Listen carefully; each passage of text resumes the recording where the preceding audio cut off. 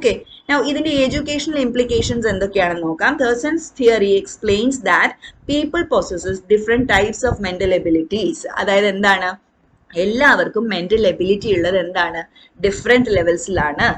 This helps the teachers understand the intelligence levels of the students by analysing their different primary mental abilities through various mental ability test. Sorry, അപ്പൊ എന്താ പറയുന്നത്, ഈ തേഴ്സന്റെ theory നമുക്ക് എന്താ പറയാ 7 ഘടകങ്ങളായിട്ട് നമുക്ക് ഇന്റലിജൻസിനെ വിഭജിച്ച് തന്നിട്ടുണ്ട്. അപ്പം ഈ ഒരു 7 ഘടകങ്ങളുടെ ബേസിൽ ഒരു ടീച്ചറിന് എന്ത് ചെയ്യാം, കുട്ടിയുടെ ഇന്റലിജൻസിനെ മെഷർ ചെയ്യാം അല്ലേ.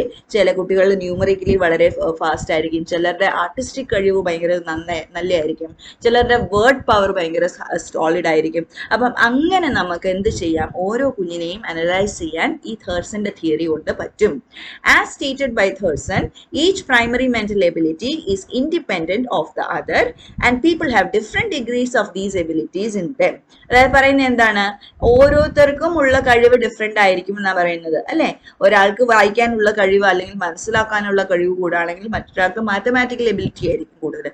സോ each individual അല്ലെങ്കിൽ each student will have different degrees of these abilities. The teacher can try to improve the different primary mental abilities of the students by involving them in various intellectual activities. അപ്പോൾ ഓരോ സ്റ്റുഡൻറ്റിൻ്റെയും കഴിവനുസരിച്ച് അവരെ എന്ത് ചെയ്യാം, ഒരു ടീച്ചർക്ക് nurture ചെയ്യാമെന്നാണ് പറയുന്നത്. ഈ ഒരു തിയറി കൊണ്ടുള്ള ഉപകാരങ്ങളാണ് നമ്മൾ പറയുന്നത്. എഡ്യൂക്കേഷണൽ ഫീൽഡിൽ നമ്മൾ ഇതിനെ എങ്ങനെ ഇംപ്ലിക്കേറ്റ് ചെയ്യാം എന്നുള്ളത്.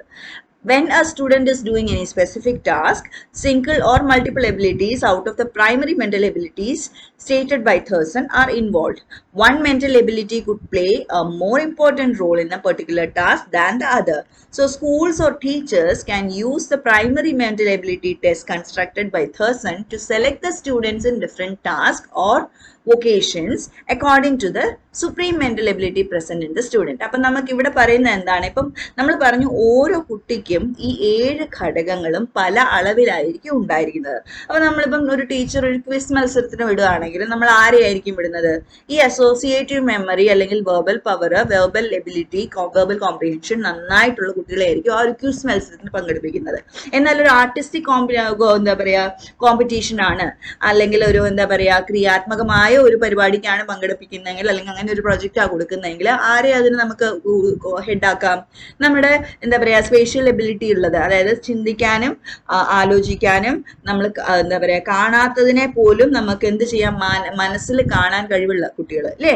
ചിലരുണ്ടാവും നല്ല ആർട്ടിസ്റ്റിക് ഇതായിട്ടുള്ളവര്, അത് നമ്മൾ കാണാത്തതിനെ പോലും അവർ കണ്ട ആ ഒരു വശം എന്താണെന്ന് ആലോചിക്കും. അപ്പൊ അവരെ നമുക്ക് എന്താ പറയാ ആ ടാസ്ക് അനുസരിച്ച് കുട്ടികളുടെ കഴിവനുസരിച്ച് നമുക്ക് എന്ത് ചെയ്യാം, കുട്ടികൾക്ക് ടാസ്ക് കൊടുക്കാം. പിന്നെ പറയുന്നത് എന്താണ്, this theory helps in understanding the intellectual differences between students. It is commonly observed that some students are good in calculating numerical problems while others perform well in research based subjects. അതായത് കുട്ടികളുടെ കഴിവിനെ നമുക്ക് എന്ത് ചെയ്യാം, മാറ്റി അറിയാം അല്ലെ. ഓരോ കുട്ടികളിലെയും എന്തിലാണ് ആ കുട്ടിക്ക് കഴിവ് കൂടുതൽ എന്നുള്ളത് നമുക്ക് മനസ്സിലാക്കാൻ കഴിയും.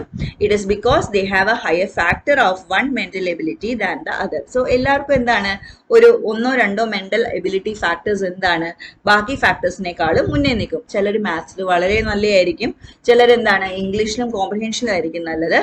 അപ്പം അങ്ങനെ നമുക്ക് ഐഡന്റിഫൈ ചെയ്യാൻ പറ്റും. പിന്നെ എന്താണ്, as different students have different levels of primary mental abilities, there should be A diversified curriculum in the educational system that helps them sharpen their primary mental abilities, and schools should give them the freedom to choose any subjects as per their strengths in any particular primary mental ability. അതായത് എന്താ പറഞ്ഞത്, ഓരോ കുട്ടിയും different ആണെന്ന് പറഞ്ഞത് അല്ലേ. ഓരോ കുട്ടിക്കും ഈ 7 മെന്റൽ ഇന്റലിജൻസ് ഫാക്ടേഴ്സിൽ ഓരോ കുട്ടിക്കും ഡിഫറെന്റ് ആയിട്ടാണ് എന്തുള്ളത്. ചിലത് മെന്റൽ എബിലിറ്റി കൂടുതലായിരിക്കും, ചിലർക്ക് എന്താണ് ന്യൂമറിക്കൽ എബിലിറ്റി കൂടുതലായിരിക്കും, ചിലർക്ക് റീസണിങ് എബിലിറ്റി കൂടുതലായിരിക്കും. സോ അതനുസരിച്ചായിരിക്കണം അവരുടെ കരിക്കുലവും ഡിസൈൻഡ്. അവർക്കിപ്പം നമുക്ക് നല്ല ലാംഗ്വേജ് ക്വാളിറ്റി ഉള്ള കുട്ടികളെ നമുക്ക് മാത്സ് പഠിപ്പിച്ച് കഷ്ടപ്പെടുത്തേണ്ട കാര്യമില്ല. അവര് മാത്സ് ബേസിക് അറിഞ്ഞു കഴിഞ്ഞാൽ ആ ഒരു ലാംഗ്വേജ് ഫീൽഡിൽ അവരെ വിടാൻ നമുക്ക് സഹായിക്കും. അപ്പൊ ആ ഒരു കരിക്കുലവും അങ്ങനെ തന്നെ ആയിരിക്കണം ഡിസൈൻ ചെയ്തിട്ടുണ്ടാവേണ്ടത്. So these are the educational implications of the group factor theory. Group factor theory ആരാണ് സജസ്റ്റ് ചെയ്തത്, പ്രപ്പോസ് ചെയ്തത്? തേഴ്സൺ ആണ്. എന്താ പറയുന്നത് ഗ്രൂപ്പ് ഫാക്ടർ തിയറിയിൽ? ഗ്രൂപ്പ് ഫാക്ടർ തിയറി പറയുന്നത് ഇന്റലിജൻസിന് 7 ബേസിക് ഘടകങ്ങൾ ഉണ്ടെന്നാണ് പറഞ്ഞത്. ആ 7 ഘടകങ്ങളും നമ്മൾ ഇതിൽ ഡിസ്കസ് ചെയ്തിട്ടുണ്ട്. ഓക്കെ.